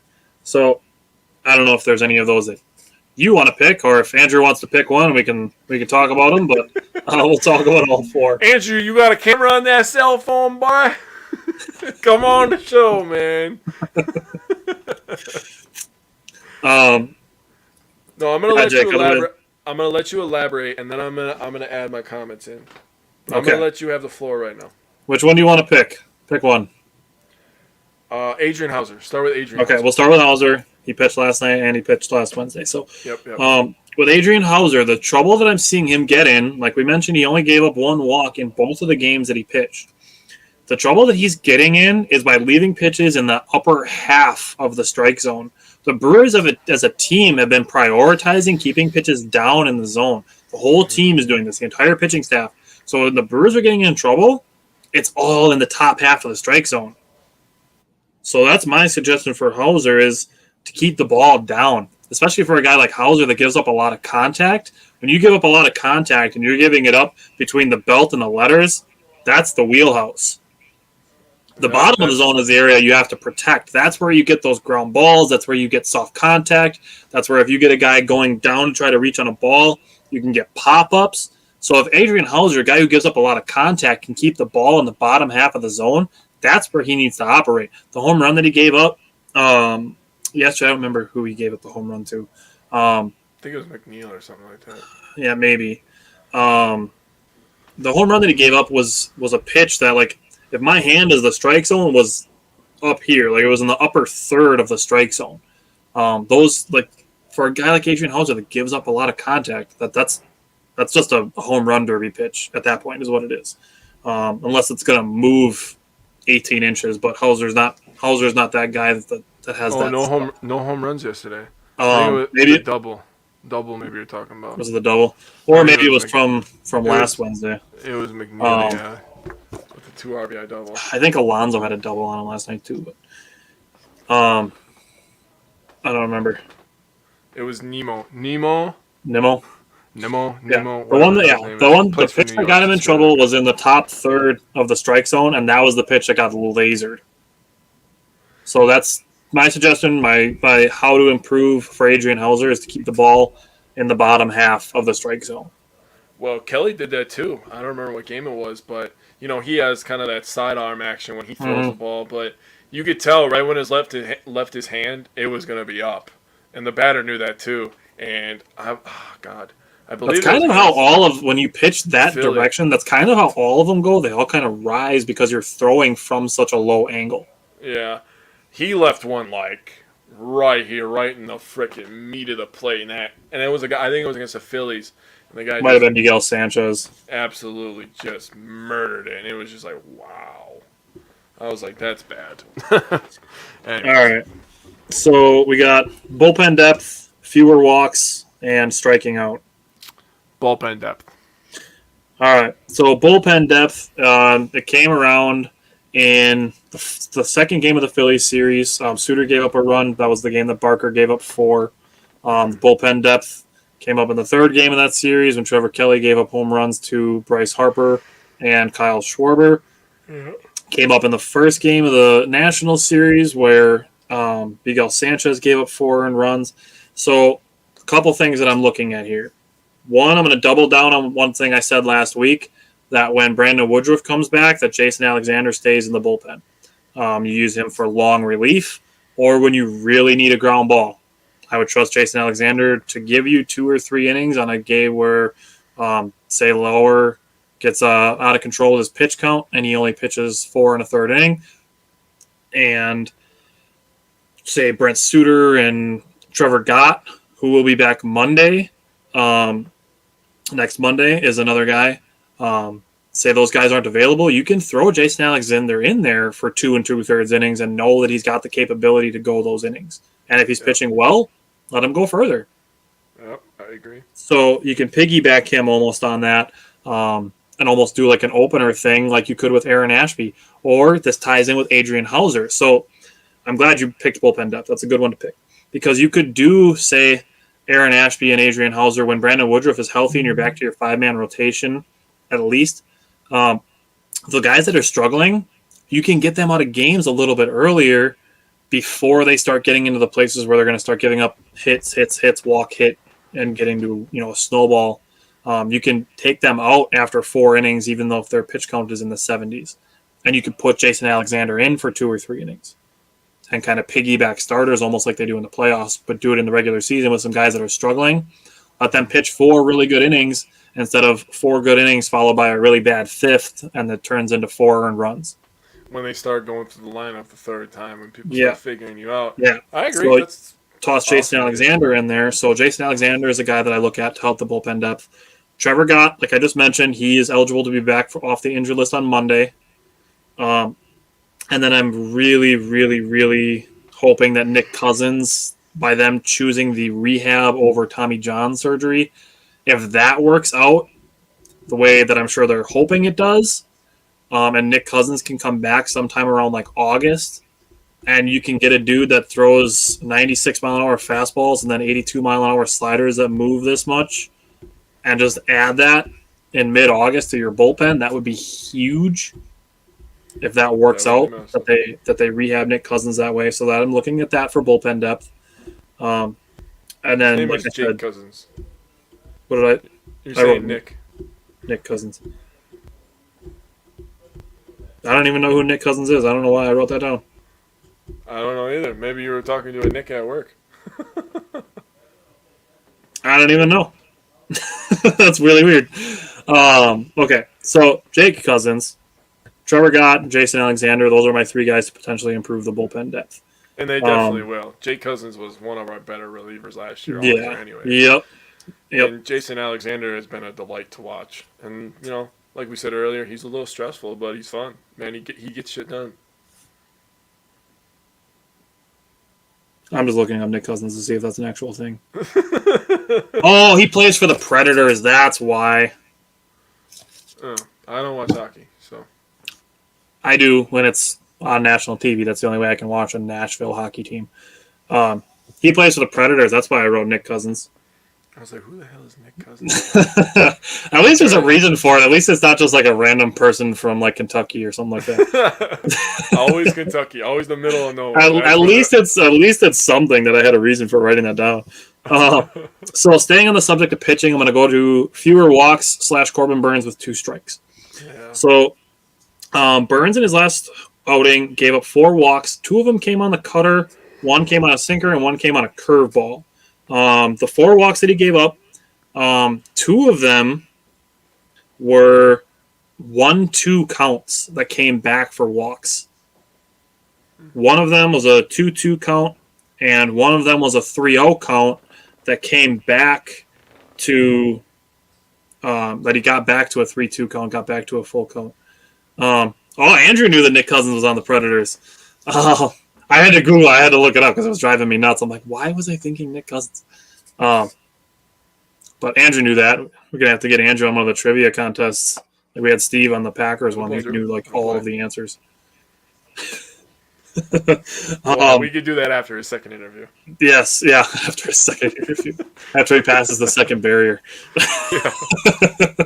Then we'll see. So, fewer walks and Corbin Burnes. This applies to the whole pitching staff as far as walks are concerned. Is getting ahead in counts, and when you are ahead in counts, stay aggressive. Don't get into a 1-2 count and then be like, all right, I'm going to throw him 3 pitches outside the zone and see if he chases them. Get a guy into a 1-2 count, finish cutting the head off. Like, just get the strikeout. That's going to keep your pitch count down. That's going to allow starters to go deeper into games, and it's just going to allow batters to see fewer pitches. Don't let a guy see more of your stuff by throwing a slider that moves out of the zone. Like, just go get him. That's something that really struck me with Corbin Burnes having 2 walks that came after 1-2 counts. Is just be aggressive. Yeah. And that's the same thing with like Eric Lauer getting into some trouble with counts and getting behind in counts, and then he gets into a position where he gives up 3 straight home runs because you're behind in counts. Be aggressive, get ahead in counts, and stay aggressive when you are ahead in counts and finish those at bats. Agreed. So that's my suggestion to improve the walks and the 2 strikes, the 2 strike Corbin situations. Yeah. All right. So the last thing, you've kind of touched on this a little bit. The Brewers striking out too much. Mm-hmm. Now this can apply if you are one of the Brewers fans that is not in love with the fact that the Brewers are at times home run or bust. Yeah. Because it does feel like that's how they are. They're third in I think they're still third or fourth in all of baseball in home runs. They do hit a lot of home runs against sub 500 teams. That's just a fact. That's part of what it is. But most of the Brewers' run production comes off of home runs. So this is the thing where the Brewers are striking out a lot. What they can do to improve that is just shorten their swings. Be defensive when you have a 2-strike count. Foul some pitches off. That's why I brought up that none of the batters in the last 4 of the last 6 games saw more than 6 pitches. So you got to get guys deeper into counts than that, because not only that, if you can shorten up your swing with 2 strikes, you can drive balls to the opposite field, which actually Christian Yelich is pretty good at, hitting the ball to left field. Yeah. What that does, it just gets guys on base, first of all. By not striking out, it gives you a chance to get on base, at least putting the ball in play. It can drive up the pitch count of the opposing pitcher, is an important thing. and you can get into the bullpen of the opposing teams.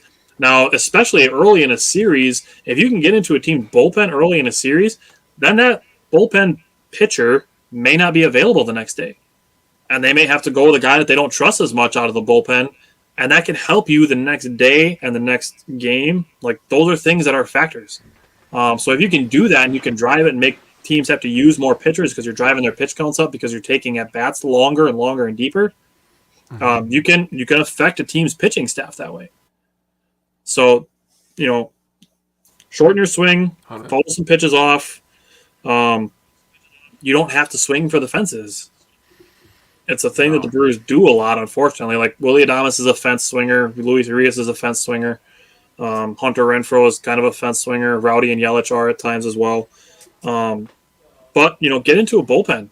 Start getting at some of the bullpen guys that can help you later on in the series by guys not being available because they had to pitch earlier in that series. Yeah. So, if a team has to use a lot of pitchers, it can help you out. So that is my last suggestion for ways to improve some of the things that we've talked about the Brewers can improve on. I agree with everything you just said. Like I said earlier, it's got to get back to basics. Just play baseball, man. It isn't that serious.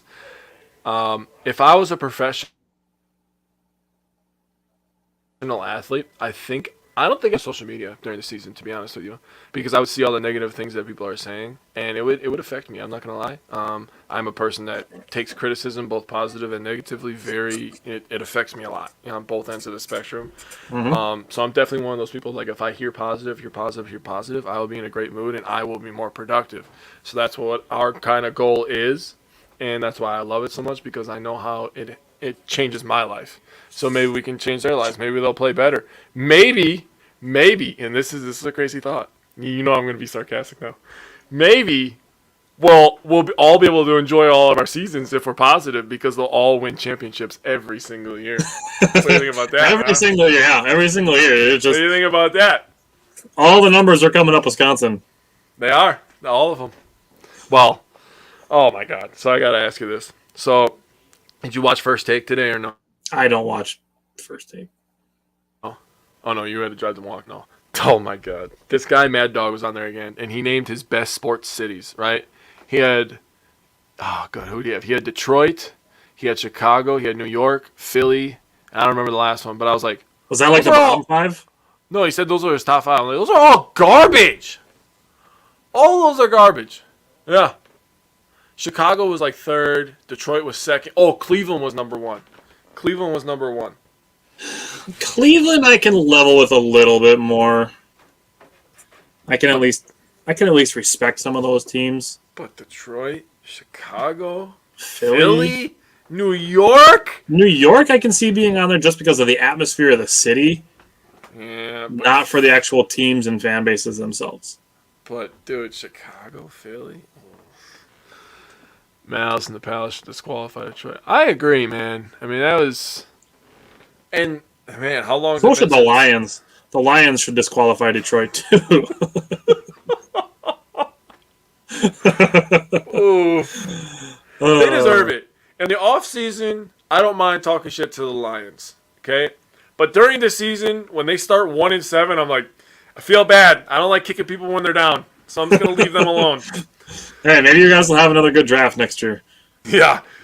I will take that. I will back my comment real quick, because if the Bears start 1-7, they're getting all the shit, because fuck Chicago. That's how I feel. Straight up.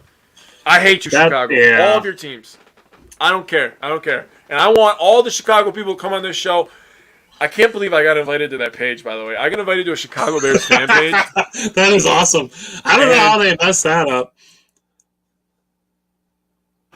I was like, bro, my literally has Wisco Fanatics as the cover photo. Like, how do you miss that? Like, do you think I'm just a Chicago Bears fan with Wisconsin? Right. With all of the team colors and the sports for those teams. Everything is explained on there. I don't know. Well, they're Bears fans, so maybe not explained well enough. Right. The first thing I saw was Justin Fields literally just throwing a 5-yard pass, and they were like, this was an amazing play by Justin Fields. And I'm like, yeah, you got real low standards, bud. Because I literally just did that with my stepson outside 10 minutes ago. Because, like, nobody was rushing me. Nobody was covering my stepson. And he's 9, by the way. So apparently he's as good as Darnell Mooney, if you ask a Bears fan. Yeah, maybe.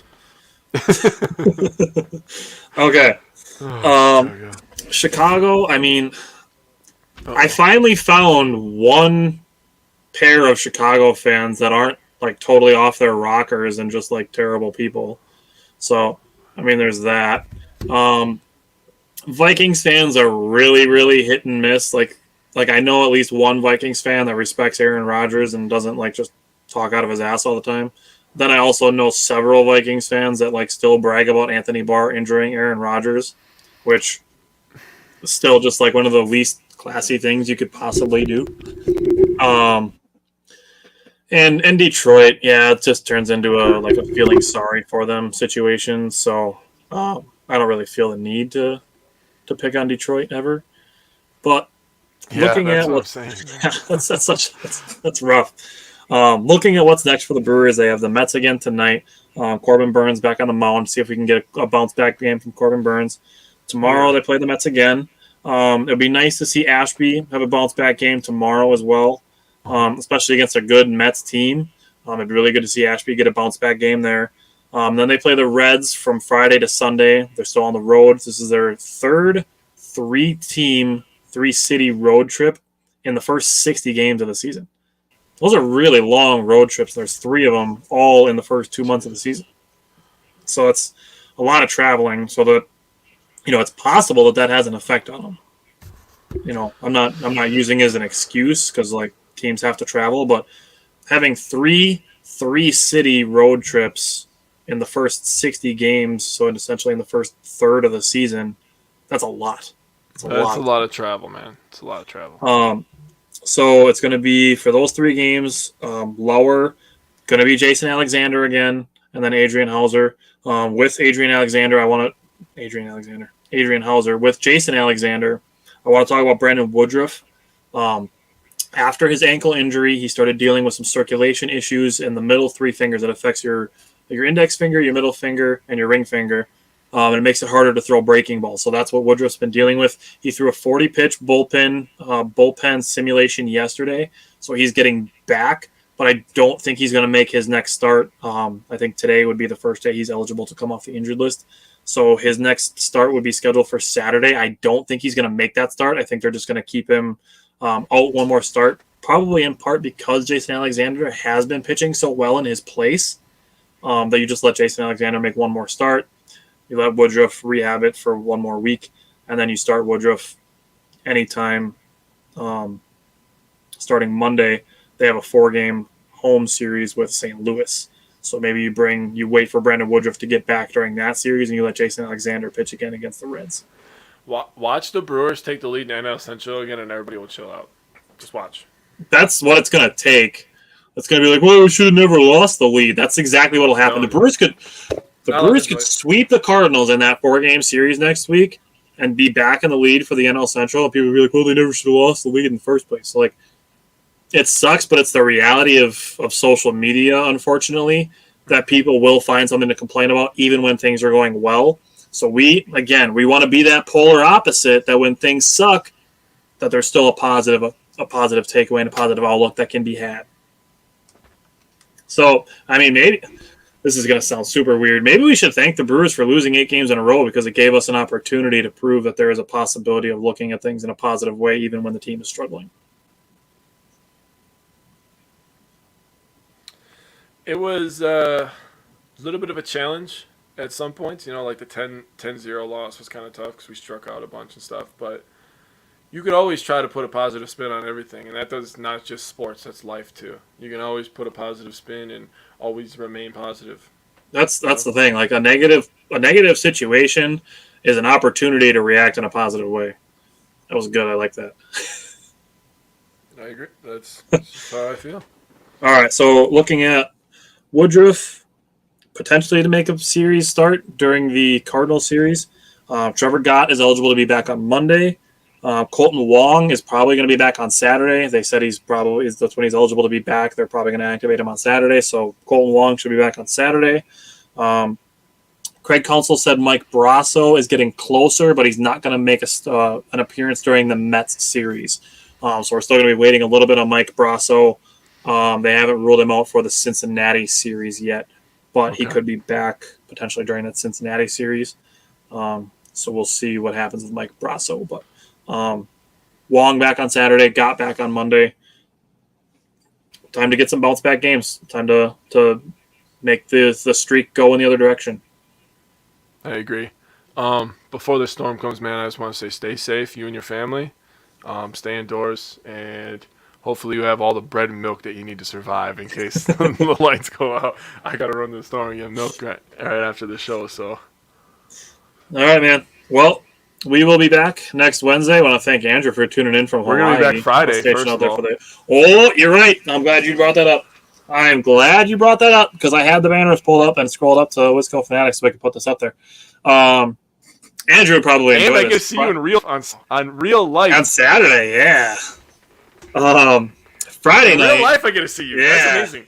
Friday night. Friday night bonus episode. Friday night. I'm glad you brought that up because I forgot, even though I meant to bring it up. Friday night bonus episode. We were talking about bad sports commentators. So this is one of the things that actually inspired our show to begin, was that we hated the way that Wisconsin was represented in mainstream sports media, that you watch SportsCenter or ESPN for 48 minutes and you see LA, New York, Chicago, LA, New York, Chicago, LA, New York, Chicago, New York, New York, New York, LA, LA, LA, a little bit of Chicago, a little bit of Philadelphia, a little bit of Boston. And then you get 25 seconds. Don't forget the Cowboys. Yeah, you get, whatever. Shut up.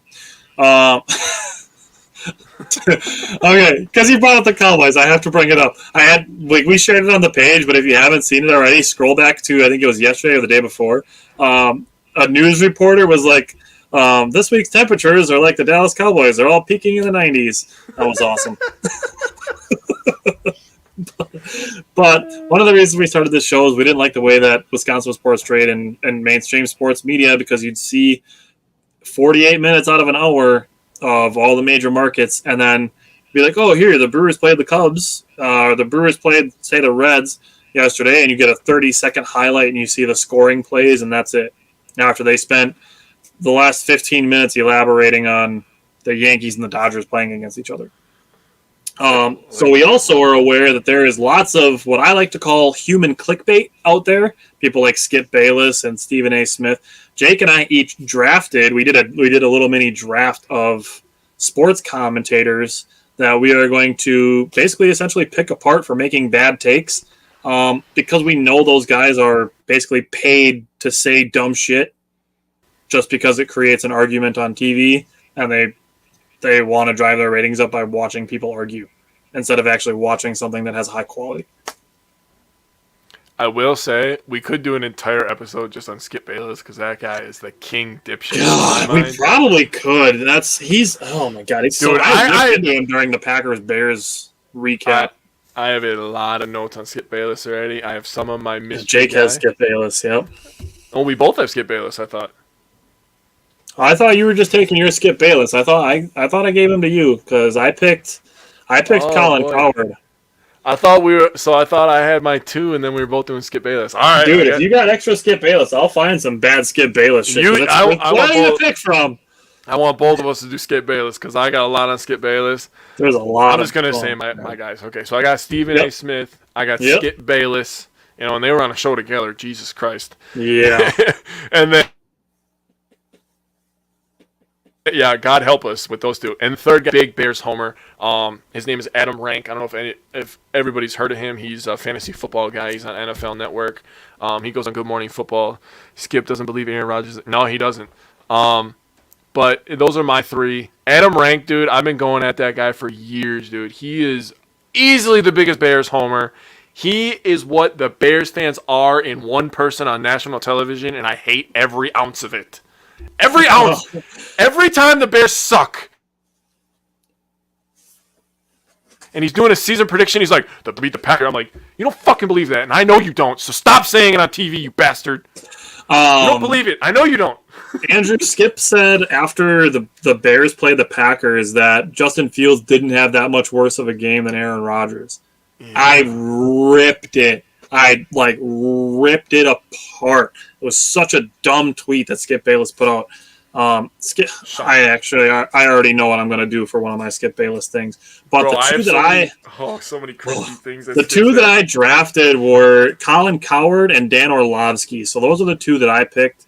No, it's Cupcake Orlovsky. Yeah, he's in love with one quarterback for some reason, and we're going to talk about that on Friday. But and then we're just going to discuss some bad fan takes that seem to pop up a lot, basically on social media, because there's so many people that have access to social media that I really wish didn't, because they just say dumb shit. I've always said, Dan, best and worst part about America is that everybody has an opinion. That's the best part. But the worst part is that everybody thinks theirs is right. Yeah. That just is what it is, man. Yeah, well, we just want to offer some perspective and a positive outlook, so that's what we're doing here. Also, Skip Bayless is an idiot, so had to get that out there as well. Yeah, well he's a rich idiot because he gets paid to argue on live television. Oh, can I just tell you one of the quotes I found right now? Do it. It's so cringy, bro. So it was an interview that Woody Page did, and he was doing an interview. God, I don't remember where it was. I forgot to write that part down. But he's doing an interview, and this is back in 2006. Okay, so this is a long time ago now. And Skip Bayless walks into a room, and Woody Page said there's about 10 people in the room, and they're about to discuss, topic points.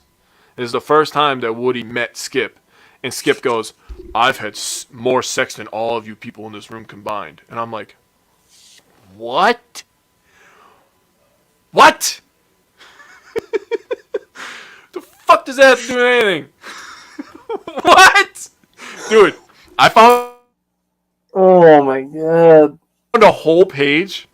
I thought that was written about bad Skip takes. Yeah, bro. He's that guy. And I knew he was that guy. I found similar pages about Colin Coward, Ric Flair, or Wilt Chamberlain. Wilt Chamberlain must not have either. Ric Flair must not have been in that room. Andrew, this is the first time meeting you. I like you, brother. You got good energy. I like it. Oh, man. Yeah, that's the first thing you say when, you're first meeting people, in the same profession. I've had more sex than all of you. What? I read that and I was like, there's no way this Dude, I'm kicking the door in when I walk into Winter's birthday party on Saturday. Guess what quote I'm whipping out? You better not. All right, well, there's a little sneak peek for Friday. So Friday night, it'll be 8 o'clock Central Time. Andrew, I'm not sure what time that translates to in Hawaii. I think that might be a 3-hour difference. So it might be 5 o'clock. So you get dinner and a show if you want to watch that on Friday. But Come on in, man. Yeah, so that'll be Friday. And then other than that, I will see you next Wednesday after Friday and Saturday. All right, man. Hey, take care. Be safe, all right? Yep. All right. Thanks for watching.